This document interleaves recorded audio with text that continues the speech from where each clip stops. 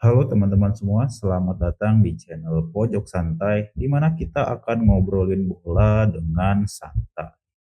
Sebelumnya saya ingin mengucapkan selamat menunaikan ibadah puasa. Semoga ibadahnya lancar dan nggak keseringan mokel ya teman-teman. Di bulan yang penuh berkah ini, kita harus banyak belajar bersabar. Khususnya untuk teman-teman kita yaitu Bobotoh yang harus ikhlas dan sabar ketika Persib Bandung gagal melaju ke babak perempat final ACL tuh meskipun meraih kemenangan 1-0 atas Racaburi pada leg kedua. Hasil ini membuat Persib tetap tersingkir dengan agregat 1-3 menyusul kekalahan 0-3 pada leg pertama di Thailand. Sebelum laga dimulai, Persib ini udah berada dalam situasi sulit. Kekalahan 3 gol tanpa balas di leg pertama memaksa Maung Bandung menang dengan selisih minimal 4 gol jika ingin langsung lolos ke 8 besar.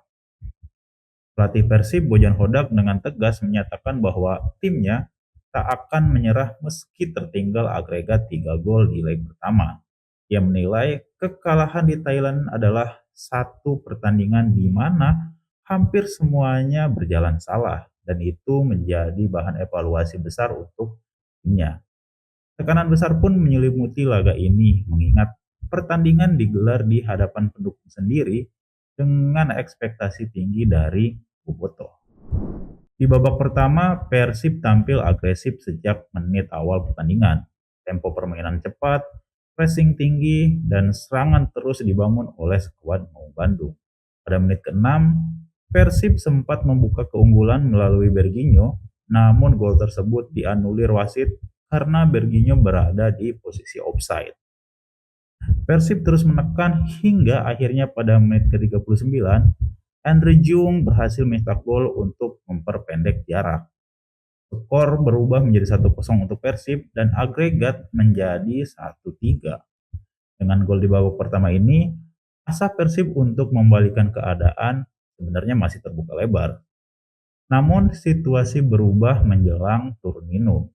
Pada menit ke-52, William Barros harus meninggalkan lapangan lebih cepat setelah menerima kartu merah akibat pelanggaran keras terhadap pemain Ratchaburi. Dan jika dilihat pelanggaran Barros ini memang ya terlalu ceroboh, Persib pun harus bermain dengan 10 pemain di babak kedua dan kondisi ini jelas membuat misi mengejar agregat menjadi lebih sulit. Memasuki babak kedua, Persib tetap berupaya tampil menyerang meskipun bermain dengan jumlah pemain lebih sedikit. Beckham dan Kurjawa pun dimasukkan guna menambah agresivitas di sisi sayap. Bahkan Ramon dan Sergio Castel dimasukkan bersama untuk memperkuat area duel bola udara. Beberapa peluang sempat tercipta, namun efektivitas masih menjadi catatan penting bagi Persib Bandung. Di sisi lain, Ratchaburi bermain disiplin dan fokus menjaga keunggulan agregat tanpa mengambil resiko berlebihan karena mereka tahu jika mereka bermain dengan resiko, mereka akan terkejar oleh Persib Bandung. Hingga peluit panjang dibunyikan, skor 1-0 tidak berubah dan hasil tersebut tidak cukup membawa Persib melaju ke babak selanjutnya. Sebenarnya walaupun dengan 10 pemain, Persib Bandung tidak bermain buruk. Justru sekilas terlihat lebih cair dibandingkan babak pertama. Mungkin itu juga instruksi dari Bojan Hodak karena Persib ini posisinya sedang mengejar selisih gol. Jadi percuma juga bermain aman karena ini merupakan kesempatan terakhir yang mereka miliki. Tapi ya memang belum rezekinya aja untuk Persib Bandung melangkah lebih jauh lagi di ACL tuh. Jika kita melihat beberapa faktor kegagalan Persib melaju ke fase selanjutnya, mungkin kalian juga akan sepakat, yaitu yang pertama adalah kekalahan telak di leg pertama dengan kekalahan yang cukup besar yaitu 3-0. Dengan kekalahan ini sangat sulit bagi Persib untuk mengejar agregat yang ya jaraknya sangat-sangat besar lah 3-0. Apalagi Persib ini bukan tim yang secara efektivitas itu tinggi ya. bisa dilihat ketika bermain di Bandung, banyak peluang justru terbuang sia-sia. Yang kedua, yaitu gol cepat yang dianulir. Jika gol cepat di menit awal disahkan, asa untuk mengejar agregat 3 gol semakin besar sebenarnya. Karena gol cepat akan menambah percaya diri pemain dan meningkatkan tekanan terhadap pemain lawan. Dan faktor yang paling fatal ya di laga kemarin adalah, ya kalian juga pasti tahu, yaitu kartu merah dari Barros. Tensi tinggi dan tekanan besar menjadi masalah serius jika para pemain tidak bisa menahan emosi dan ego permainannya. Dan Barros sangat ceroboh dengan tackle yang sebenarnya gak begitu penting mengingat babak pertama akan segera berakhir. Dan jika kita ingin menyalahkan faktor eksternal, mungkin kepemimpinan wasit bisa dijadikan salah satu alasan kenapa Persib tidak bisa tampil maksimal di GBLA. Bojan Hodak secara terbuka menyatakan kekecewaannya terhadap keputusan wasit Majed Al-Samrani yang memimpin pertandingan tersebut. Usai laga, Bojan mengungkapkan bahwa dirinya memiliki daftar panjang insiden yang dinilai merugikan Persib.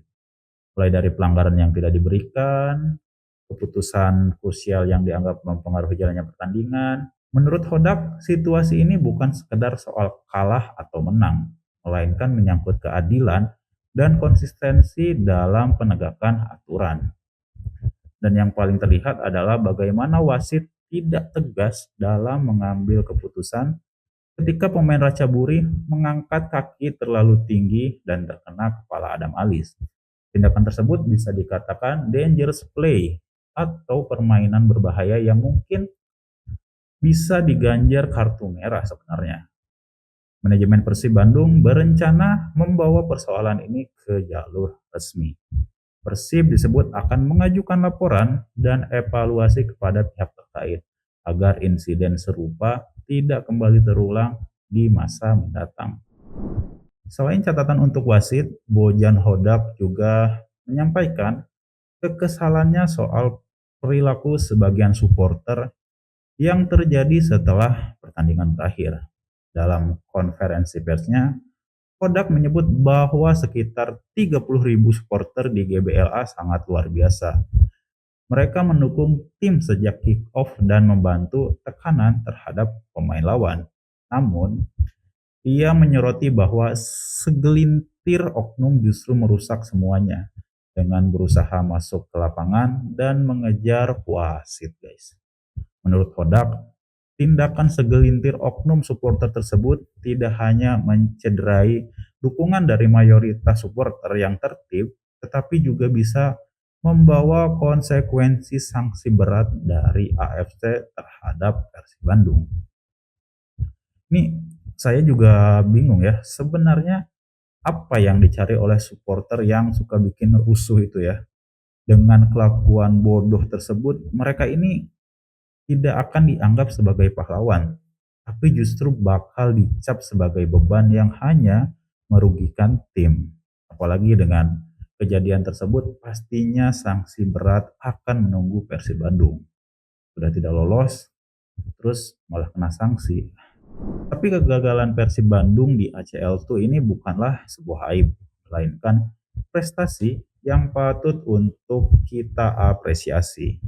Seperti yang kita tahu, musim lalu Persib Bandung merupakan lumbung poin bagi tim-tim di fase grup ACL2. Bahkan mereka tidak lolos fase grup dan menjadi juru kunci, guys. Tapi musim ini berbeda. Dengan niat ingin lebih baik di Asia, Persib Bandung rela merombak habis-habisan sekuat juara mereka dan merekrut pemain baru. Dan ya terbukti, hasil yang didapat berkebalikan dengan musim lalu, di mana musim ini Persib Bandung lolos ke fase 16 besar dengan menjadi pemuncak grup. Walaupun tidak bisa melangkah lebih jauh, tapi musim ini Persib Bandung sangat-sangat berkembang pesat dan meraih hasil yang lebih dari tim sebelumnya. Dan kita doakan saja semoga siapapun yang akan mewakili Indonesia di tingkat Asia yang akan datang, ya setidaknya bisa menyamai atau melebihi lah prestasi yang didapatkan oleh Persib Bandung musim ini. Oke, mungkin sekian informasi yang bisa saya sampaikan. Saya juga ingin mengucapkan selamat menjalankan ibadah puasa. Semoga diberi kelancaran bagi kita semua yang menjalankan. Dan untuk teman-teman semua yang menonton channel ini, jangan lupa subs dan nyalakan notif agar kita bisa ngobrolin bola bareng lagi di channel Pojok Santai. Oke, segitu saja. Saya pamit undur diri. Sampai ketemu lagi di konten selanjutnya. Bye bye.